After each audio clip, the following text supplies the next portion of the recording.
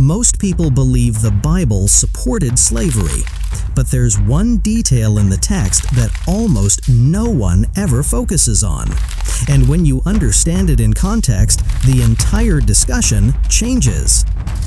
Picture a courtroom in Charleston, South Carolina in 1857. A man opens his Bible, lays it flat on the table, and speaks with solemn finality. It is right here. God permits it. God regulates it. My faith does not just allow me to own these people, it commands their obedience. And nobody interrupts him. Because in that room, the Bible was not being debated. It was being cited as law. But the most unsettling part is not that he was twisting the text. The unsettling part is that the text he pointed to is actually there. Most believers and skeptics alike have felt the ground shift when these passages come up. Critics claim it proves the Bible is morally compromised. Many believers respond with humble trust in divine wisdom that surpasses our own. Yet both sides often miss a crucial detail sitting quietly inside the same legal framework, a detail that does not come from later commentary but from the text itself. And once you truly see it, the argument doesn't disappear, but it changes shape completely. Stop for a moment and consider this. To understand why this matters so deeply, we cannot begin in modern America. We must step back into the ancient Near East, the world that first received these words. In that world, slavery was not an exception. It was woven into the very fabric of society. Egypt, Babylon, Assyria, every major civilization operated with legal systems that allowed human beings to be owned, transferred, inherited, and sold. The purpose of their laws was rarely to question ownership. Their laws existed to regulate and protect it. Now place the legal tradition of ancient Israel into that same harsh reality. What emerges is not a simple declaration of abolition, but something structurally different. There are clear limits on the duration of servitude. There are safeguards against permanent debt traps. There are serious legal consequences for physical abuse. And there are specific commands to release people after a set time, often with resources, so they would not leave empty-handed. This does not erase servitude as a category in that ancient world, but it does introduce boundaries and protections that stood out from the surrounding nations. Pay close attention to this next distinction. It's critical. The Hebrew word often translated slave, eved, does not map perfectly onto the brutal racial chattel slavery of later centuries. It could describe debt labor, household service, or even administrative roles depending on context. This broader category prevents us from forcing modern assumptions back onto the ancient text. But even with that important distinction, something far more foundational sits at the heart of the system. Every form of human control ultimately depends on one irreversible moment, the moment a person is seized and turned into property. And it is here that the text speaks with unmistakable clarity. In Exodus 21:16, we read, "Whoever steals a man and sells him or is found in possession of him shall be put to death." The word for steals is the same legal term used in the commandment against theft, ganav. Here it is applied directly to kidnapping a human being. The penalty is not a fine. It is not imprisonment. It is death.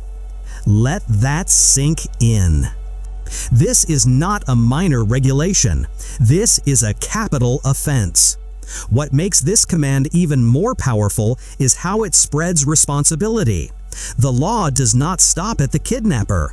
It holds the seller guilty, and it holds anyone found in possession of that person guilty as well. This single clause dismantles the most common defense used throughout history. I only bought him. The transaction was legal. Under this law, there is no clean separation. The entire chain of acquisition is bound together under the same moral and legal weight. Now, some careful scholars argue this verse specifically addresses violent kidnapping rather than every form of ancient servitude. That narrower reading deserves serious consideration. Even so, the core truth remains unshaken. The violent seizure and commercial sale of human beings is declared a capital crime within God's law. Alongside this strong prohibition, other texts regulate different forms of servitude connected to debt, warfare, and economic survival, arrangements that were time-limited in many cases and carried important protections. When we move into the New Testament, the context shifts once more. The Roman Empire ran on a massive system of servitude. A direct political call for instant abolition would have destroyed the vulnerable early churches. Instead, the apostles introduced something even more powerful, an internal moral revolution.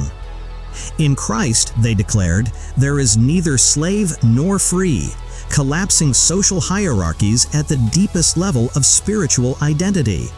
In the letter to Philemon, a runaway servant is sent back, but not as mere property.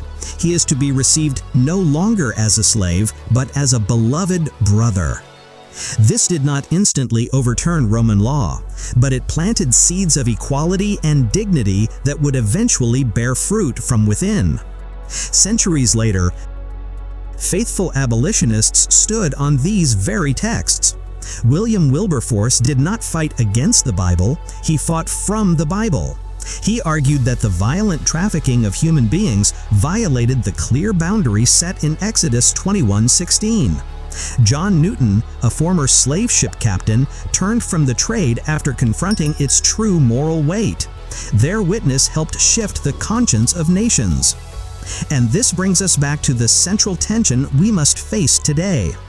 If the forced abduction and sale of human beings is defined as a capital crime inside the law itself, then any system built upon that foundation stands condemned by the very text quoted to defend it.